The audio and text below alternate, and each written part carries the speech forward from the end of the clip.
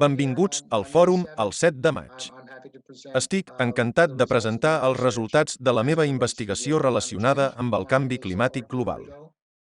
Em dic Artur Vitaritu i m'agradaria presentar-vos algunes de les investigacions que estic fent sobre el canvi climàtic. El meu article publicat recentment sobre aquest tema es titula 1995, un punt d'inflexió important en la història recent de la geofísica. Aquest article es basa en investigacions anteriors que vaig fer que van trobar un vincle entre els canvis en l'activitat sísmica submarina i les temperatures globals. En un article de 2016 titulat La correlació de l'activitat sísmica i l'escalfament global actual, vaig establir un vincle entre l'activitat sísmica al llarg de les anomenades dorsals oceàniques i les temperatures globals. Això es justifica científicament pel fet que un augment dels terratrèmols va seguit d'un augment de la calor geotèrmica entrant. Això està ben recolzat en la literatura científica. I això porta al fet que l'alliberament de calor geotèrmica al fons dels oceans millora l'anomenada circulació termohalina. Com a resultat, més calor entra a l'Àrtic, que al seu torn provoca una sèrie d'esdeveniments que augmenten encara més l'escalfament a l'Àrtic. A això anomenem amplificació de l'Àrtic, i aquest augment s'ha convertit en un segell distintiu de l'escalfament global que hem vist darrerament. Aquests efectes en cascada ens porten a concloure que la major part de l'escalfament actual es deu a l'augment de la circulació termohalina. Vam observar un salt sobtat de la temperatura global l'any 1997, seguit d'un salt corresponent en l'activitat sísmica a les zones d'extensió del mig oceà 2 anys més tard. Atribuïm aquest esclat d'activitat sísmica del mig oceà al 1995 a una sèrie d'altres processos geofísics. En aquest gràfic, veiem la correlació de l'activitat sísmica a les zones mig oceàniques amb les temperatures globals. L'activitat sísmica del mig oceà s'anomena MOA, que significa l'activitat sísmica de les zones d'extensió del mig oceà. I GT són les temperatures globals.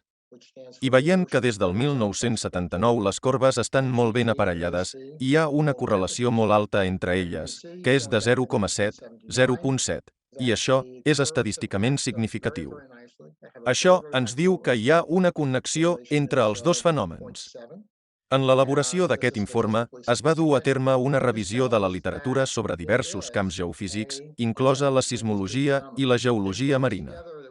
Vam veure un fort salt en l'anomenada AMO, l'oscil·lació de l'Atlàntic Nord. Aquest gràfic mostra les fluctuacions de la temperatura de la superfície del mar a l'Atlàntic Nord. I vam registrar que hi va haver una transició gairebé instantània de temperatures negatives a positives, és a dir, les temperatures de l'Atlàntic Nord van augmentar sobtadament al 1995. També hem registrat un fort augment de l'activitat dels huracans de l'Atlàntic Nord i la seva energia acumulada, anomenada ACI, o ciclona acumulata energy index.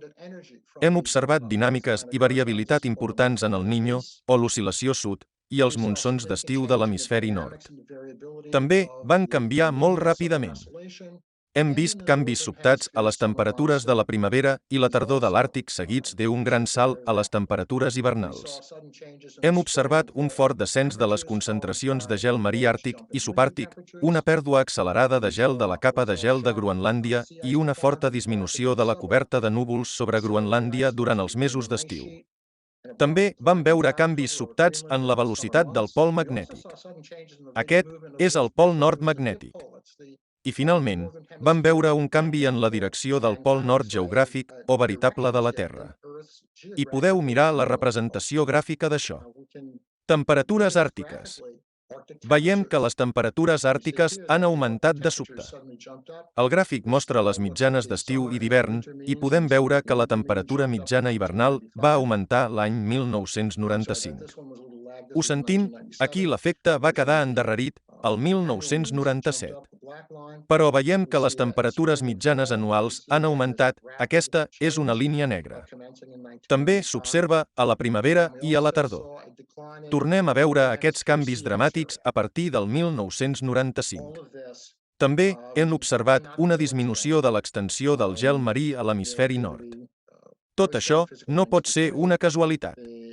Sembla que hi ha una relació física molt forta entre l'activitat sísmica de les zones d'extensió del mig oceà i les temperatures globals, i continuarem confirmant la relació entre ambdues.